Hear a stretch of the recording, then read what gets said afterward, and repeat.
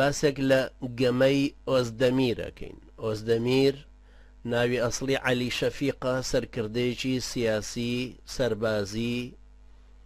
زیرەک و بلیمەتی تورک بوو کە چۆن توانی بە تەنیا و بە هێزێکی کەم بێتە ناو گەمەیەکی زۆر گەورەوە بەرامبەر بە ئینگلیزەکان و کوردستانی باشوور بۆ خۆی ببچڕێ. ئەمە ئۆزدەمیرە. گەمەکەشی بریتە لەو ڕاکێشانەوەی کورد بەلای خۆیان و بەلای تورکەکانە لە کاتێکا کە تورکەکان مەئیوس بوون لە دین و دینداری تورکەکان، بە تایبەتی لە دوایەوەی کە مستەفا کەمال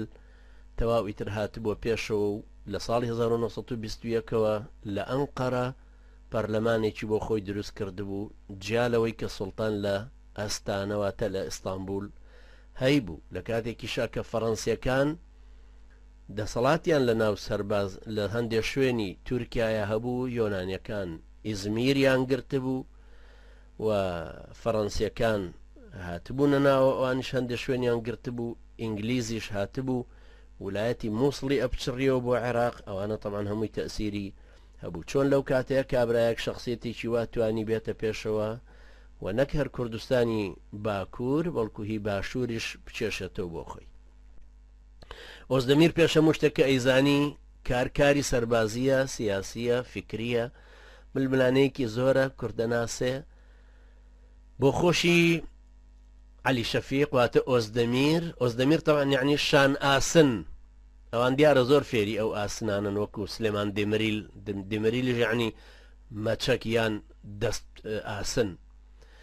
عەلی شەفیق ئۆزدەمیر خۆی شەرکەسی بوو، جەنەراڵێکی عەسکەری بوو، لە میسر گەورە بوو، عەرەبی ئەزانی، سەقافەتێکی باشی وەرگرت بوو، سیاسێکی زیرەک بوو، خۆی لێ هاتوو بوو، بە حیلە و حەواڵە بوو، پەیوەندیەکی زۆر زیرەکانە و عاقڵانەی دروست کردبوو. هەر لە سەرەتای ئەوەی کە مەلەفی ویلایەتی مووسڵی وەرگرت 36,000 سەربازی درایە دەستی کە بیهێنە بەرەو وان، لەوێوە مەترسی لەسەر ئینگلیز دروستکات. لە هەمان کاتە ئینگلیزەکان بەریتانیەکان نەیانەتوانێ هەندێ ناوچەی کوردستانی ئێمە بپارێزن، کوردستانی باشوور، لەگەڵەوەیە کە سەربازی هندستانی و عەرەبیان هێنابوو، بەڵام مەجبور بوون بکشێنەوە، لە ڕەواندوز کشابوونەوە، لە ڕانیە کشابوونەوە، لە هەندێک شوێنی تر وردەوردە ئەوان وەکو ئێستای ئەمریکا سەربازیان دەزنە ئەکەوت بیهێنن، ناچاریش بوون، چکە ئەو کاتە سیاسەتی ئەوانیش وەکو ئەمانەی ئێستا وەکە مستعمارەی ئێستا هەروە بوو کە ئەبوایە زابتی سەربازی زابتەکان دابنێن بە کاری مەدەنی وەکو چۆنە سەیانکەن بە ڕاوێژکار، ئەو کاتە ئەوانیشیان دا ئەنایەوە و خەڵکیی تریانە کرد بە کارمەند لە تەنیشتیانەوە، هەروەها ئیدارەی ناوچەکانان بەو شێوەیە ئەبر بڕێوە. ئێستاش بێگومان هەروەهایە. ئەو کاتە ئۆزدەمیر زانی کە حاڵەتی نەفسی تورکەکان و لەشکری خۆی لە برەودایە، لە لووتکەدایە، دوای سەرکەوتنی عەسکەری هێناونی بۆ ناوچەکە ئینگلیزەکان لە شکستەوە هاتوونەتەوە بۆ شکستێکی تر. ئینگلیزەکان سەربازیان کەمە، ئەو سەربازی زۆرە، ئەو هەمووی لەوان کۆ کردوتەوە. یەک ناوچەیە ئەوان مەجبور بوون لە ویلایەتی مووسڵ بە هەر سێ چوار شارەکەیەوە تەوزیعی بکەن، جگەلەوەی کە ئەبوایە پەیوەندیان بەردەوام لەگەڵ بەغدایە هەبێ. بەریتانیەکانە یانویست سەربازەکانیان بکشێنەوە، ئۆزدەمیرەوت هیتری بۆ زیاد بکە.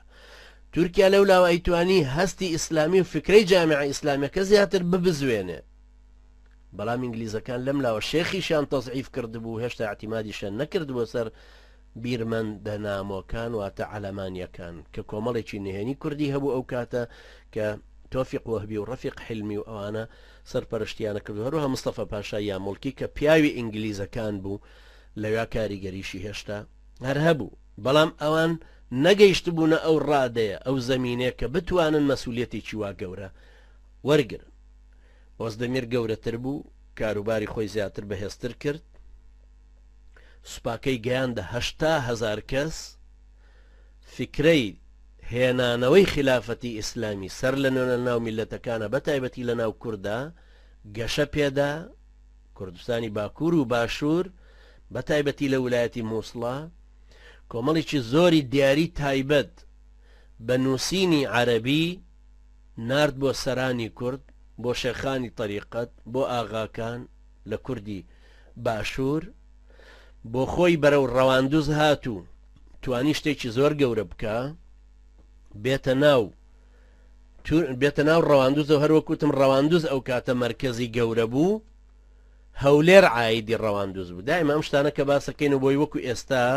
نێتە پێشچاومان ڕەواندوز شارێ قەزایە کە عایدی هەولێرە، ئەو کاتە هەولێر عایدی ڕەواندوز بوو. ڕەواندوز و کۆیە و ڕانیە و کفری گەورەتر بوون لە هەولێر یان لە خودی کەرکووک. ئۆزدەمیر توانی بێتە ناو ڕەواندوزەوە، هێزێکی زۆر بێنێ، ئیدارەیەک لەویا دروستکە زۆر زیرەکتر لە ئیدارە ئینگلیزیەکان بێوەی منافەسەی کوردەکانی تیا بکە. یەکسەر ڕەتیڤاغای سوورچی ئەو کرد بە سەرۆکی ئەنجومەنی ڕەواندوز هی حکومەتی ڕەواندوز. ئەحمەد تەقی کە خەڵکی سلەیمانی بوو یەکێ بوو لەوانەی کە پەیوەندیان هەبوو لە کۆمەڵەی نهێنی سلەیمانیەوە نێررا بوو بۆ لای تورکەکان بۆ لای ئۆزدەمیر و ئەوانە بۆ پەیوەندی بەستن بە ڕەزامەندی شێخ حەفیدیش یاویش کرابوو بە جێگری ڕەتیڤاغای سوورچی جێگری سەرۆکی ئەنجومەنەکە. باوەڵاغا و نووری کوڕی نووری باوەڵاغا هەردووکیان بوو بوون بە بەرپرس. باوەڵاغا خۆی بوو بە ئەندامی مەجلسەکە و کوڕەکەشی بوو بە سەرۆکی پۆلیسی ئیدارەکە. هەروەها ئەحمەد بەگ کرابوو بە قایمقامی ڕەواندوز و شەوکەتە فەندی کرابوو بە سەرۆکی بەلەدێ و ئیدارەیەکی بەم شێوەیە دروست کردبوو. مەبەستم عەلی شەفیقە ئۆزدەمیر ئیدارەیەکی وای دروست کردبوو کە زۆر زوو توانی بەناو کۆمەڵی کوردیە بڵاو بێتەوە تەشەنە بکە، وەکو فکری خلافەتی ئیسلامی و دینی، وەکو سیاست مژدەی دابوو بە کوردەکان کە بەهێزی سەربازی ویلایەتی مووسڵ ئەبچڕینەوەی خینەوە سەر تورکیا ویلایەتی مووسڵ حکمی زاتی خۆی وەرەگرێ، بەڵام لەژێر دەسەڵاتی تورکایە. هەموو کوردەکانی بەمە کەسب کردبوو. پەیوەندیەکی زۆر بەهێزی لەگەڵ فەڕەنسا هەبوو، لەولاوە فەڕەنساشی ئەدۆشی بەوەی کە نوێنەرێک بۆ خۆت هەڵبژێرە. بە هەردوو لایەن ئیتیفاقیان کردبوو کە یەکێک ناوی شێخ ئەحمەدی سنووسی بوو، دژی ئینگلیزەکان لە جیهادا بوو لە ئەفریقیا. ئۆزدەمیر لەگەڵ فەڕەنسیەکان ئیتیفاقی کردبوو کە با ئەحمەد سنووسی بێنین لە 1920 و هێنابوویانە سەر ئەو حدودی شام بیهێنین ئەو لە شوێنی مەلیک فەیسەڵ دانین، چونکە دیندارترە و پیاوێکی ماقوڵترە و خەڵکیش لێ قبوڵیەکەن. ئەوەش جۆرێک بوو لە سیاسەتی ئۆزدەمیر فەڕەنسا بەرامبەر بە فەیسەڵ ئینگلیز کە توانی بووی ئەویش لەولاوە دادۆشێ و ئیمکانیەت و شتێکی زۆر لە فەڕەنسا وەربگرێ بۆ بەقووەت بوونی مەشروعەکەی خۆی. دیسان یەکێ لە زیرەکی ئۆزدەمیر ئەوەیە کە سەیری کرد سەربازانی ئینگلیز زۆریان خەڵکی هندستانن، مسلمانی زۆریان تایە. تەرجومانێکی هێنا کە ئۆردۆ بزانێ، نامەیەکی ئیسلامیانەی بە ئۆردۆ نووسی، وردە وردە ئەینار بۆ ناو ئەو سوپایانەی بۆ ناو ئەو لەشکرەی ئینگلیز بۆی پەیامەکە بگەێنێتە مسلمانەکان ئیلتیحاق بەمەوە بکەن و بێن بۆ فکرەی خلافەتی ئیسلامیەکە، نەک لەژێر ئاڵای ئینگلیزی کافردا بکوژرێن. ئەمەش تەمان هەر زیرەکی ئەوەکە لە هەموو لایەکەوە محاولەی ئەوەیە کرد کە چۆن بتوانێت کاریگەری خۆی لە مەسافەیەکی کەمە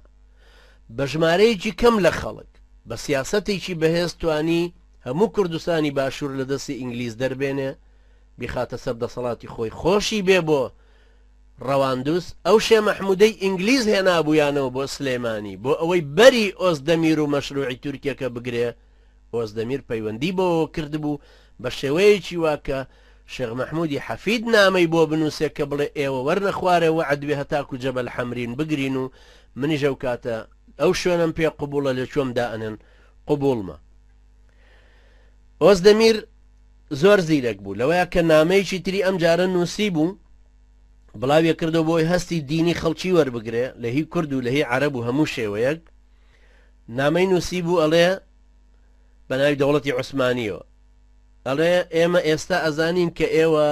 عیتاد و چەکتان کەمە، پێداویستیشتان زۆرە، بەڵام بەم نزیکانە هەموو شتێکتان بۆ دەستەبەرەکەین، بێخەم بن،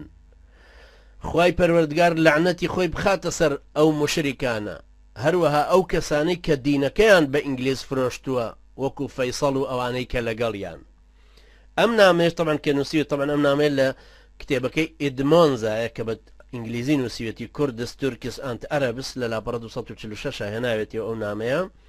بەم شێوەیە ئەو ئۆزدەمیر هاتبووە ناو لوعبەیەکەوە، ناو گەمەیەکی زۆر زیرەکانە، توانی لە مەسافەیەکی زۆر کەمە هەموو کوردستانی باشوور بگەڕێنێتەوە بۆ لای خۆی و ئەنجا بەکاریان بێنێتەوە. ئەنجا محاولەی ئەوە بکە ئینگلیز تەزعیف کات. تەماشاکەن لە شتێکی زۆر سەیرە کە لەو کاتەیەوە جار بۆ جار ئینگلیز و شێخ متمانیان بە یەکترین ئەمە ئۆزدەمیر هەنگاوە هاتە پێش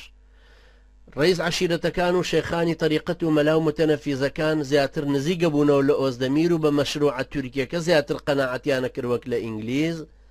ئینگلیزەکان هەستیان پێکرد زۆر شدە دۆڕێنن. جا لە زمنی ئیشەکانی خوای پەروەردگارە لە قەدەرە کتێبێک هەیە کابرایەک نووسیەتی ئەویش ناوی بۆشە، کابرایە کە ناوی فرەم مۆدرست و لۆزان لە لاپەڕە 374 بە ئینگلیزیە کتێبەکە ئەڵێ وەختێک کە ئۆزدەمیر ئەم کارانەی کرد ئەو شوێنانەی گرت طبعاً باسی تاریخیان باسی ئەو دەبەڕێگراچوونی ئەو دوو هێزە ئەکاو دوای ئۆزدەمیر چۆن کە گەیشتە ڕەواندوز وەک پایتەخت بۆ خۆی دروست کرد خەڵکێکی زۆر التحاقی پێ کرد ئەڵێ کە ئەو گەیشتە ئەوە و فکرەی جامعە ئیسلامیەکەی بڵاو کردەوە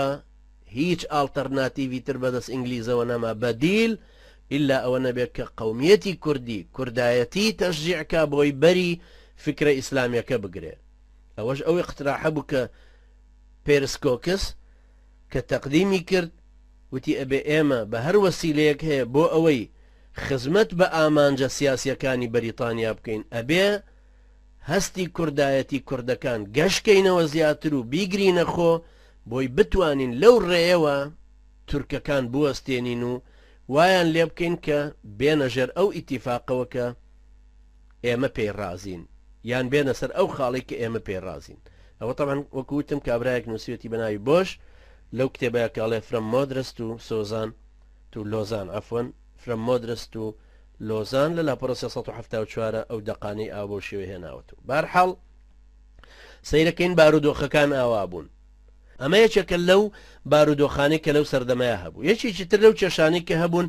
هاتنە پێشەوە بۆ شێخ و بۆ کوردەکان ئەوە بوو کە ئۆزدەمیر ئەوە و قووەت و نفوزەی دروست کردووە هەروەکوتم لێرە کۆتایی بەهی ئۆزدەمیر ئاوا بێنم لە دید و تەسەورتانە ببێت کە ئۆزدەمیر 40 میلی مابوو بگاتە هەولێر لە ڕۆژهەڵاتی هەولێرەوە دابەزی بوو و تەواو نفوزی دروست کرده بوو پەیوەندی لەگەڵ شێخات بوو نامەی بۆ شێخ ناردبوو کە دڵنیات دەکەمەوە سەیری کە ئەمە ئوسلوبی هەر ئوسلوبی ئەو فێڵبازەیە هینی ئۆزدەمیر کە نامەی بۆ شێخیش ناردووەڵێت دڵنیات دەکەمە کە ویلایەتێکی وەکو ویلایەتی میسر دروست دەکرێت لە کوردستانە ئەخرێتە بەردەستی تۆ بەڵام بەو مەرجەی تۆ پەیوەندیت هەر لەگەڵ تورکەکانە بمێنێ و نەپسێ. ئینگلیزەکان مەجبور بوون بۆ ئەوەی ڕێ لە تورکەکان بگرن و ویلایەتی مووسڵ ڕانە بچڕنەوە بۆ خۆیان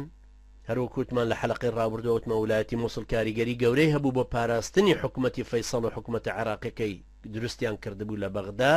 بۆی چیاکان لە ڕۆژهەڵات و باکووری عێراقەوە بکەن بە پەرژین بۆ حکومەتەی عێراق کە مەساڵحی ئەوانیا پاراست.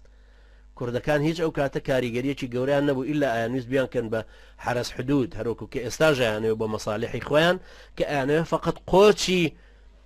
مانگاکە بگرین بۆ ئەوەی ئەوان بەرمی لە نەوتەکان ئێستا ببەنەوە ئەو مانگایە بدۆشن کە وەکو فریزیان لە جێ شیر نەوتیان بۆ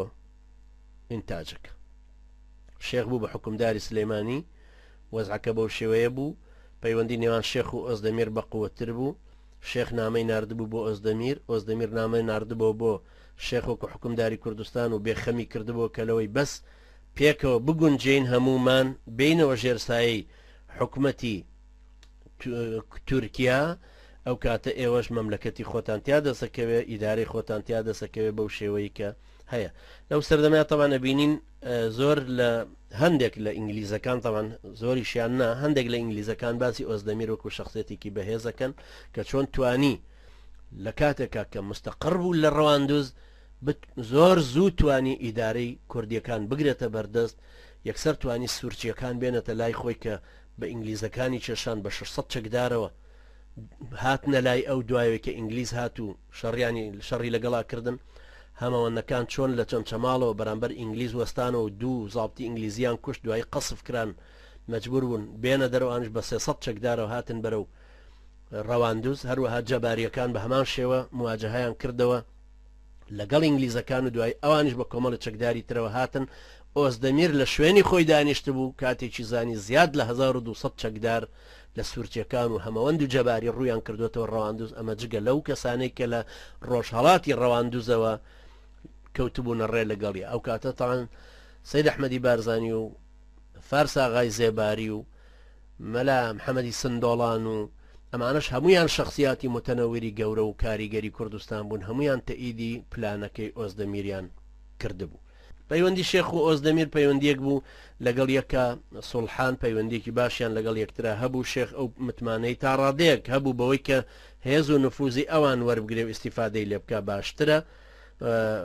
شێخ لەگەڵ ئەویان لەگەڵ ئینگلیزەکانە زۆر جار ئەکەوتە ململانەیەکەوە بۆ نمونە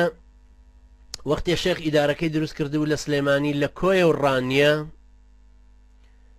خەڵکی کۆیە و ڕانیە قەناعەت پێکردبوو کە لەگەڵ ئیدارەکەی ئەوا بن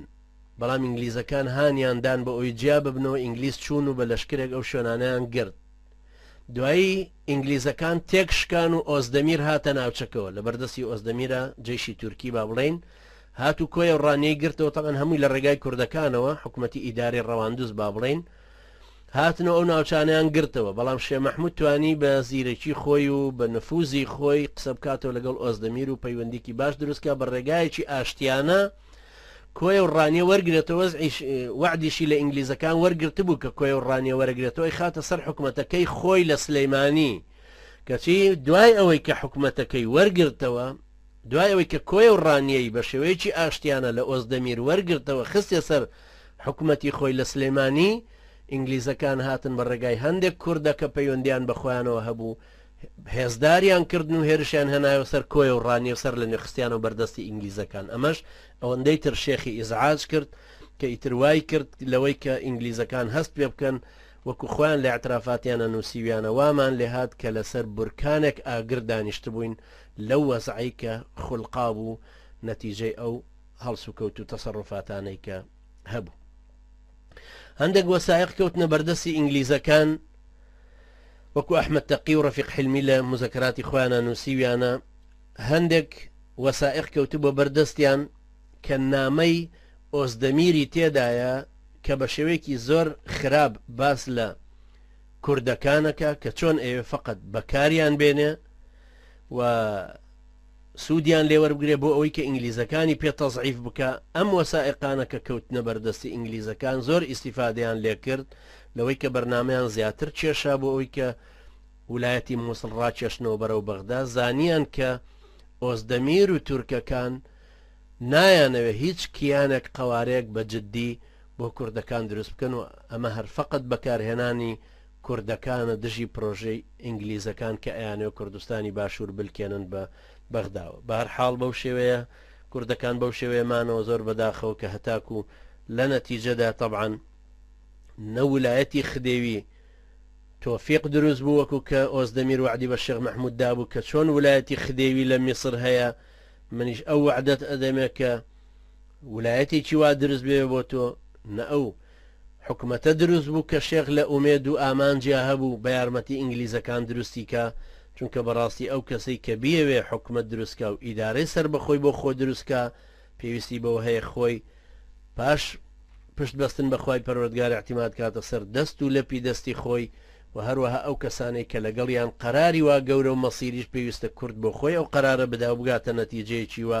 ومێدەوارم سوود لەو هەموو ڕابردووە وەرگیرابێ و ئێستاش نەچووە بچێ ئێستاش احتیلالی ئەمریکی زۆر زەعیفترە لە هەموو وەختێکی تری وەکو سەردەمی دووەمی ئیدارەی شێخ مەحموود وایە بەڕاستی ئەمریکیەکان زۆر زەعیفن ئەوان ناتوانن ئێستا قووەتی عسکەری بێنن زیاتر بۆ بەغدا کۆنتترۆلیکەن شوێنەکانی تریان پێ کۆنتترۆل ناکرێ لەبەرەوە هی ئەوە نییە کە سەرانی کوردی بەڕاستی پێشمەرگە بنێرن بۆ بەغدا و بیانکەن بە کرێگرتەی دۆلار وەرگرتن بۆ مەشروعی بۆ پرۆژەکانی احتیلال جێی خۆیەتی کە هەنگاوێکی شەرافەتمەندانە و ئازادانە و سربەستانە بەقووەتر بنێن لەو کاتەیە کە احتیلال پێویستی بە یارمەتیە ئێمە بە هەلی خۆمانی بزانین ئەوان پێویستە ئەو هەلە بقۆزنەوە ئێستا زۆر لاوازە هەلو دەرفەتێکی باش هەیە ئەگەر ڕاستەکەن و ئەیانەوە دەوڵەتی کوردی دروستکەن و کیانێکی کوردی دروستکەن بەڕاستی ئێستا هەموو بارودۆخەکان لەبارن سەرۆکێک هەیە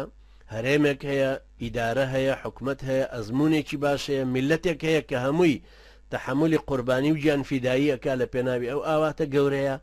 و ئەشتوانێت تحملی کاردانەوەکەی بکاتین و فشاری چەند بکەوێتە سەر ئەتوانێ ئەگەر سەرانی کورد ڕاستەکەن و لە ژێرزەمینە پەیوەند نەبوونەتەوە بە کۆمەڵێک ڕێکەوتنی تر کە ناتوانن هەنگاوی وا گەورە بنێن ومێدەوارم خوای پەروەردگار ئێمەشوی ئێوەش سەرکەوتوو کە واقعێکی باشتر لە هی ئێستا ببینین ئەم تەجروبە تاڵەی وەکو باسم کرد 85 ساڵ لەمە و پێش ئینگلیزەکان کردویانە ئەمریکایەکان هاتوون بە هەمان شێوە کردویانە ئەو ئیدارەی کە لەو سەردەمای شێخ مەحموود بە ئازایەتی خۆی حکومەتی لێ دروستە کرد و ئیدارەی دروستە کرد و تەمەڕودی لە ئینگلیزەکانە کرد و قەسفی شوێنەکانی ئەکرا لە سلێمانی و لە سیتەک و لە بازیان و شێخیش خۆی تایە بریندار بوو زۆر شەرافەت مندانەترە لە هەموو سەرانی کوردایەتی ئێستای مەسعود بەرزانی و جەلال تاڵەبانی و ئەوانی تر کە ناتوانن بە ئیحتیلالی ئەمریکایی ڕقن بغزن دڕندە خوێن ڕێژ و دز و جەردە بڵێن نا لەجێی ئەوە پێشمەرگەشیان بۆ کردووە بە سەرباز و پۆلیس ئەی نێرن بۆ کورتکوژیەکی تر هەروەها بۆ نانەوەی شەڕ و خوێنێکی تر زۆر بەداخەوە کە ئەوە بەڕاستی کورتبینینە هەروەها گۆڕینی استراتیژێتێکی زۆر گەورە کە کورد ساڵەهای ساڵە بە دوێ ڕوە بەڵام ئەمە بەرهەمی زادی فکر و زادی خەبات و سیاسەتی عەلەمانیەتی کوردیە بزانین چیتری لێ پیا ئەبێ یا چیتر بەسەرگەلی کووردا دێنن بەڵام مهمەوە ئێمەی ئیسلامی فکری ئیسلامی خۆمان کە لەسەر ئەساسی وەحیە سیاسەتێکی ڕوون و ئاشکرایتە لەسەر دروست ببێ بە هاو نەریتێکی باب و باپیرانی خۆمان بپارێزین ڕەفتار و ڕەوشتێکی ڕەسەن عەولەمەی ئێستا و ئەخلاقیاتی جۆرج بۆشوانی دەوروبەری و ئەوەی احتیلال هێناوێتی لە مەدای 4 ساڵە بنەمای ڕەوشتی کوردی داڕماندووە ئێمە نەهێڵین لە تەرەفی خۆمانەوەکو ئیسلامەکان داڕمێ ڕەوشتی خۆمان بپارێزین بە هاو نەریتی خۆمان بپارێزین دیدی سیاسی خۆشمان وەکو استراتیژێکێکی دوور لە دەست نەدەین و بیهێڵینەوە لەسەر ئەو فکرە ئیسلامیش بمێنینەوە کە هەموو کۆمەڵگەیەک پێویستە لەسەر ئەساسی وحی پێغەمبەران دروست بکرێ بۆ ئەوەی ئاسوودەتر بێ أقول قولي هذا واستغفر الله لي ولكم وجزاكم الله خيرا والسلام عليكم ورحمة الله وبركاته.